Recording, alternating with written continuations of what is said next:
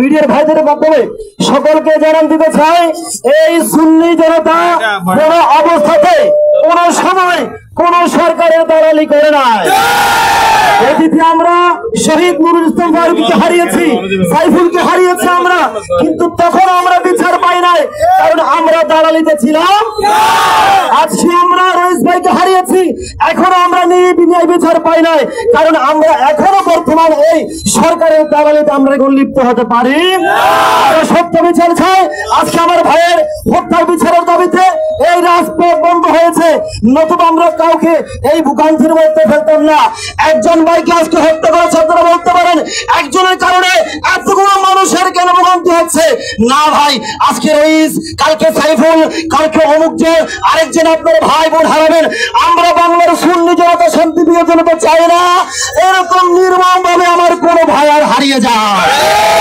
কথা নয়, দীর্ঘায়িত করছি না, কথা হবে রাজপথে, কথা হবে স্লোগানে।